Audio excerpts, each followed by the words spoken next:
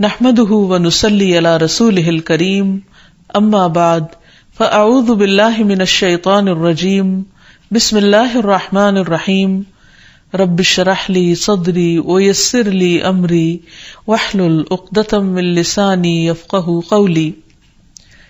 السلام علیکم ورحمۃ اللہ وبرکاتہ. ناظرین، پروگرام دعا کیجیے کے ساتھ آپ کی خدمت میں حاضر ہیں. آج ہم انشاءاللہ شیطان سے حفاظت کی دعائیں پڑھیں گے. شیطان انسان کا کھلا دشمن ہے. اس دشمن سے بچنے کے لیے اللہ سبحانہ وتعالی کی پناہ لینا ضروری ہے، اور اس کے لیے اللہ تعالی سے دعا کرنا اور غیر اللہ سے اجتناب کرنا. اللہ سبحانہ وتعالی فرماتے ہیں وَقَالَ رَبُّكُمُ ادْعُونِي أَسْتَجِبْ لَكُمْ. تمہارا رب کہتا ہے تم مجھ سے دعا مانگو، میں تمہاری دعا قبول کروں گا. جب وہ قبول کرنے والا ہے تو پھر ہمیں دعا مانگنے میں بخل نہیں کرنا چاہیے، اور ہر طرح کے شر سے بچنے کے لیے اسی کی پناہ لینی چاہیے، اور کسی بھی تکلیف اور مصیبت کے وقت کسی اور کی طرف نہیں دیکھنا چاہیے، کیونکہ قرآن مجید میں آتا ہے وَمَنْ أَضَلُّ مِمَّنْ يَدْعُو مِن دُونِ اللَّهِ مَن لَّا يَسْتَجِيبُ لَهُ إِلَى يَوْمِ الْقِيَامَةِ وَهُمْ عَن دُعَائِهِمْ غَافِلُونَ. اور اس سے بڑھ کر گمراہ اور کون ہوگا جو اللہ کے سوا ایسوں کو پکارتا ہے جو قیامت تک اس کی پکار کا جواب نہ دے سکیں گے. یعنی اللہ تعالیٰ کا در چھوڑ کر غیروں کے در پہ جاتا ہے جو نہ سنتے ہیں نہ سمجھتے ہیں اور نہ ہی کچھ کر سکتے ہیں، بلکہ وہ تو ان کے پکارنے سے بھی بے خبر ہیں. ان کو تو یہ بھی نہیں پتا کہ ان سے کون کیا مانگ رہا ہے. اس لیے ہمیں اللہ تعالیٰ سے ہی دعا کرنی چاہیے، اور دعا سے پہلے اللہ سبحانہ تعالیٰ کی حمد و ثنا اور پھر نبی صلی اللہ علیہ وسلم پر درود شریف پڑھنا، کیونکہ اس کے پڑھنے سے رحمتیں نازل ہوتی ہیں. جہاں تک شیطان کی دشمنی کا تعلق ہے تو وہ اول روز سے ہے، جب سے انسان پیدا ہوا، اور جب سے اللہ سبحانہ وتعالی نے فرشتوں کو حکم دیا کہ وہ انسان کے آگے جھک جائیں، آدم علیہ السلام کو سجدہ کریں، اور ابلیس کو بھی حکم ہوا لیکن اس نے انکار کر دیا. وہ انسان سے حسد کرنے والا ہے، انسان کا دشمن ہے، اور ہر طرح سے دنیا اور آخرت دونوں میں خرابی ڈالنے کی کوشش کرتا ہے. اللہ تعالیٰ قرآن مجید میں فرماتے ہیں کہ شیطان انسان کو چھوڑ جانے والا ہے، اور شیطان اور اس کا گروہ انسانوں کو بھٹکاتے رہتے ہیں تاکہ وہ ان کے ساتھ جہنم کی آگ میں جا گریں. اس لیے ہمیں خصوصی طور پر محتاط رہنے کی ضرورت ہے، اور بہت واضح طور پر یہ پتہ کرنے کی کہ رحمان کا راستہ کون سا ہے اور شیطان کا کون سا ہے، اور اس میں سے جو راستہ اللہ تعالیٰ کی طرف جانے والا ہو، صراط مستقیم ہو، اسے ہر صورت میں پکڑ لیا جائے اور اس پر دوام یا پابندی کی جائے. پھر یہ بھی یاد رہے کہ شیطان ہر انسان کے ساتھ ہے، یعنی وہ ایک بچے کو بھی نہیں چھوڑتا اور بوڑھے کو بھی نہیں چھوڑتا. موت کے وقت تک وہ انسان کے ساتھ لگا رہتا ہے تاکہ انسان اللہ تعالیٰ کے ساتھ کفر کرے، شرک کرے، ناشکری کرے، اللہ سبحانہ تعالیٰ کے بارے میں بری بری باتیں سوچے. تو ایسے میں جب بھی کبھی انسان کو اللہ تعالیٰ سے کوئی ناراضگی دل میں پیدا ہونے لگے تو فوراً سمجھے کہ یہ دراصل شیطان کا وسوسہ ہے.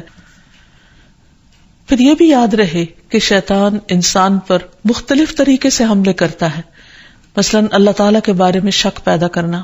رسول اللہ صلی اللہ علیہ وسلم نے فرمایا تم میں سے کسی کے پاس شیطان آتا ہے اور تمہارے دل میں پہلے تو یہ سوال پیدا کرتا ہے کہ فلاں چیز کس نے پیدا کی، فلاں چیز کس نے پیدا کی، یہاں تک کہ آخر میں اس بات تک پہنچا دیتا ہے، کہتا ہے کہ خود تمہارے رب کو کس نے پیدا کیا.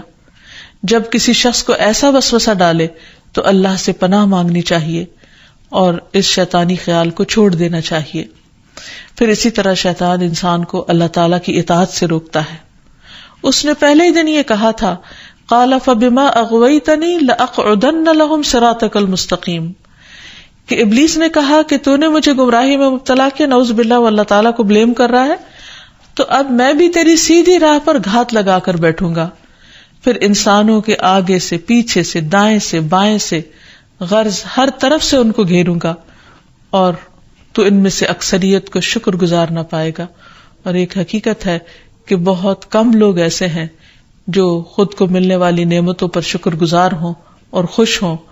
بہت سے لوگ تو بندوں سے اور اللہ تعالیٰ سے شکوہ ہی کرتے چلے جاتے ہیں اور جو کچھ ملا ہے اس کو نہیں دیکھتے.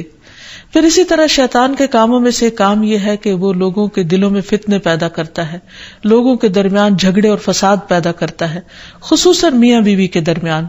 اس سلسلے میں حدیث میں آتا ہے کہ شیطان کے لشکر جب لوگوں میں فتنہ ڈالنے جاتے ہیں تو ان میں سے ایک آتا ہے اور کہتا ہے کہ میں نے اس طرح کیا اور اس طرح کیا. تو شیطان کہتا ہے کہ تو نے کوئی بڑا کام نہیں کیا، یعنی اگر عام لوگوں میں جھگڑے فساد کرواتا ہے تو اس کو وہ کوئی کام نہیں گردانتا. پھر ان میں سے ایک اور آتا ہے اور کہتا ہے کہ میں نے فلاں آدمی کو اس وقت تک نہیں چھوڑا جب تک اس کے اور اس کے بیوی کے درمیان جدائی نہیں ڈال دی، یعنی لڑائی نہیں کروا دی. شیطان اسے اپنے قریب کر کے کہتا ہے کہ ہاں تو نے اچھا کیا، اور پھر اسے وہ اپنے ساتھ چمٹا لیتا ہے. اور ایک اور روایت میں آتا ہے کہ پھر وہ اس کے سر پر ایک تاج رکھ دیتا ہے کہ تم نے سب سے بڑا کام کیا. کیونکہ حقیقت یہ ہے کہ اگر شوہر بیوی کے درمیان اختلافات ہوں گے، لڑائی جھگڑے ہوں گے، تو گھر کی چولہے ڈھیلی ہو جائے گی، اور جب گھر کے اندر سکون نہیں رہے گا تو پھر اس سے بہت ساری بے پناہ خرابیاں پھوٹیں گی. اس لیے شوہر بیوی کے درمیان باہم محبت کا ہونا ایک بہت بڑی نعمت ہے. شقیق کہتے ہیں کہ ایک شخص جس کا نام ابو جریر تھا، وہ ابن مسعود کے پاس آیا اور اس نے کہا میں نے ایک کنواری لڑکی سے شادی کی ہے، لیکن میں خوف زدہ ہوں کہ وہ مجھ سے نفرت کرے گی. تو ابن مسعود نے فرمایا کہ الفت اللہ کی طرف سے ہوتی ہے اور بغض شیطان کی طرف سے. شیطان چاہتا ہے کہ تمہارے لیے اس چیز کو ناپسندیدہ کر کے دکھائے جو اللہ نے تمہارے لیے حلال کی، تاکہ انسان پھر حرام کی طرف مائل ہو. اسی طرح باہم بہن بھائیوں کے درمیان، دوستوں کے درمیان عداوت اور دشمنی پیدا کرتا ہے. قرآن مجید میں اللہ تعالیٰ فرماتے انما یرید الشیطان ان یوقع بینکم العداوۃ والبغضاء فی الخمر والمیسر. شیطان تو یہ چاہتا ہے کہ شراب اور جوئے کے ذریعے تمہارے درمیان دشمنی اور بغض ڈال دے، کیونکہ عموماً شراب کی محفلیں بھی دوستوں کے درمیان ہوتی ہیں اور جوئے بھی عموماً دوستی آپس میں کھیل رہے ہوتے ہیں، تو ان میں ایک دوسرے کے ساتھ پھر جو زیادتیاں ہوتی ہیں ناسمجھی کی وجہ سے یا شراب کے نشے کی وجہ سے، تو اس میں بعض اوقات مدتوں پرانے تعلقات ختم ہو کر رہ جاتے ہیں. تو یہ بھی شیطانی وار ہوتے ہیں. پھر شیطان کا ایک بہت بڑا ہتھیار جو ہر ایک پر چل جاتا ہے وہ ہے غصہ کرنا، کیونکہ غصہ شیطان کی طرف سے ہوتا ہے اور وہ انسانوں کو جلد مشتعل کروا دیتا ہے. پھر اسی طرح اللہ کا ذکر بھلوا دینا. قرآن مجید میں آتا ہے استحوذ علیہم الشیطان فانساہم ذکر اللہ اولئک حزب الشیطان الا ان حزب الشیطان هم الخاسرون. شیطان ان پر غالب آ گیا سو اس نے انہیں اللہ کی یاد بھلا دی، یہ لوگ شیطان کا گروہ ہیں، سن لو یقیناً شیطان کا گروہ ہی وہ لوگ ہیں جو خسارہ اٹھانے والے ہیں. پھر اسی طرح شیطان کا ایک بہت بڑا وار نماز میں وسوسے ڈالنا ہے.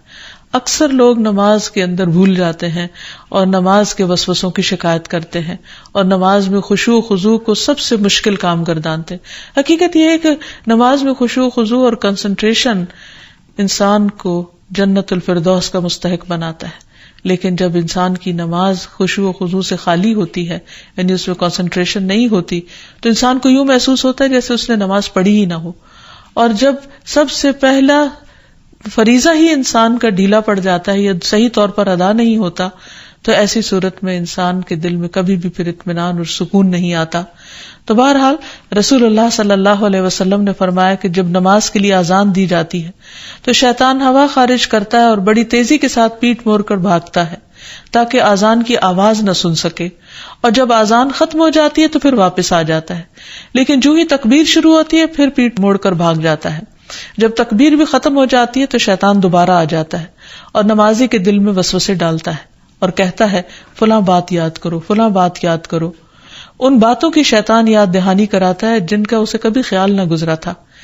اس طرح انسان کو محو کرتا ہے ان خیالات میں، یہاں تک کہ انسان کو یہ بھی یاد نہیں رہتا کہ اس نے کتنی رکعتیں پڑھی تھی، یعنی اس کو رکعتوں کی تعداد تک بھول جاتی ہے.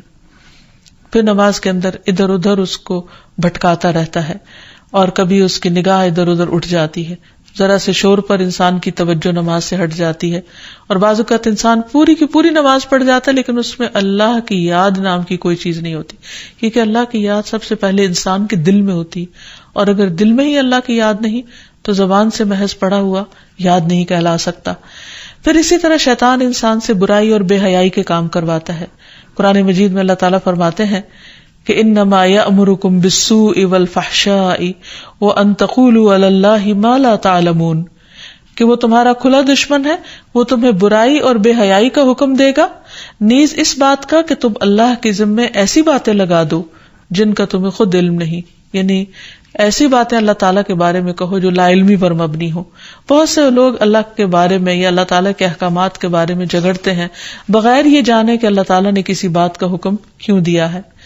پھر اسی طرح شیطان کا ایک حربہ ہے انسان کا لباس اتروانا، کیونکہ جنت کا لباس اتروایا تھا آدم اور حوا سے شیطان نے ان کو بہکا کر، اور دنیا میں بھی وہ یہی چاہتا ہے کہ انسان بے حیائی اور فحاشی کی طرف مائل ہو. پھر اسی طرح انسان کے برے اعمال کو شیطان مزین کرتا ہے. جب انسان کو غلط کام کرتا ہے اور اس پر اس کو شرمندگی نہیں ہوتی، اس پر اس کو کوئی ریگریٹس نہیں ہوتے، تو یہ دراصل شیطان کا حربہ ہوتا ہے جو اس پر چل چکا ہوتا ہے. پھر اسی طرح انسان کو اذیت بھی پہنچاتا ہے. جیسے ایوب علیہ السلام کو جو بیماری تھی، اس میں وہ کہتے ہیں کہ وَاذْكُرْ عَبْدَنَا أَيُّوبَ إِذْ نَادَى رَبَّهُ أَنِّي مَسَّنِيَ الشَّيْطَانُ بِنُصْبٍ وَعَذَابٍ. اور ہمارے بندے ایوب کا ذکر کیجئے جب انہوں نے اپنے پروردگار کو پکارا کہ شیطان نے مجھے سخت تکلیف اور عذاب میں ڈال دیا ہے.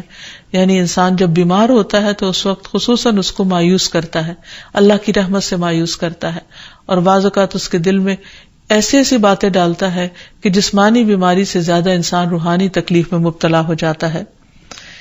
اسی طرح بعض جسمانی بیماریاں بھی شیطان کی وجہ سے ہوتی ہیں.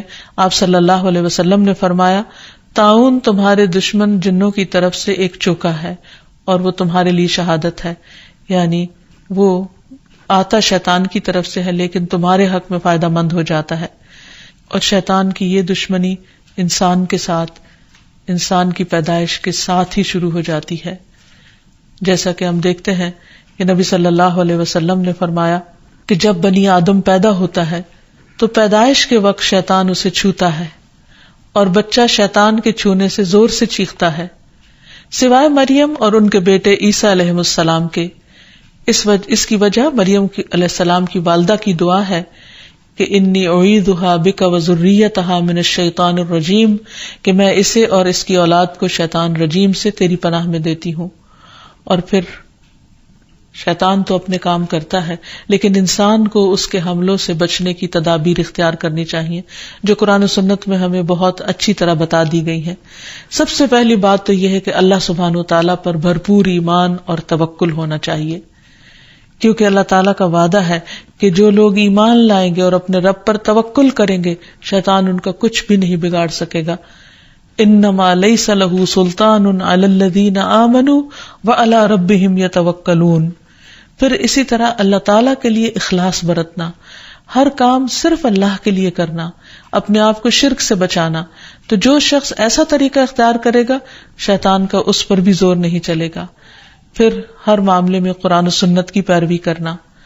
پھر دن کا آغاز اور اختتام اللہ کے ذکر سے کرنا، اللہ کی یاد سے کرنا، اللہ کی فرما برداری کے کاموں سے کرنا. پھر اسی طرح کثرت سے سجدے کرنا، کیونکہ شیطان نے اللہ تعالیٰ کا حکم نہیں مانا تھا اور سجدے سے انکار کیا تھا. تو رسول اللہ صلی اللہ علیہ وسلم نے فرمایا جب کوئی آدمی سجدہ والی آیت پڑھ کر سجدہ کر لے تو شیطان روتے ہوئے دور ہٹ جاتا ہے اور کہتا ہے افسوس مجھ پر. آدمی کو سجدے کا حکم ملا تو اس نے سجدہ کر لیا، اس کے لیے جنت ہے، اور مجھے بھی سجدے کا حکم ملا لیکن میں نے انکار کر دیا اور میرے لیے جہنم ہے. تو اس لیے شیطان کی مخالفت اگر انسان کرنا چاہے تو اس کے لیے سجدوں کی کثرت کر دے اور خصوصاً فرض نماز کی پابندی کرے تو انشاءاللہ شیطان کا زور نہیں چلے گا. پھر اسی طرح گھر کو شیطانی چیزوں سے پاک کرنا. پھر فضول خرچی سے بچنا کیونکہ فضول خرچ شیطان کے بھائی ہوتے ہیں. نگاہوں کی حفاظت کرنا کیونکہ نبی صلی اللہ علیہ وسلم نے فرمایا کہ وہ ابلیس کے تیروں میں سے ایک تیر ہے. پھر اسی طرح اکٹھے رہنا، مسلمانوں کی جماعت کے ساتھ جڑے رہنا. رسول اللہ صلی اللہ علیہ وسلم نے فرمایا کہ جماعت پر اللہ کا ہاتھ ہے اور شیطان اس کے ساتھ ہے جو جماعت سے علیحدہ ہو اور وہ اس کو پاؤں مار کر ہانکتا ہے.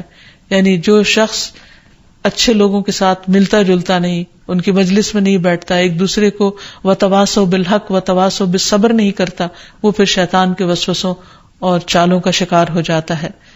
اور آخر میں دعائیں، اللہ سبحانہ تعالیٰ نے ہمیں قرآن مجید میں بھی دعائیں سکھائی ہیں، اور نبی صلی اللہ علیہ وسلم نے بھی۔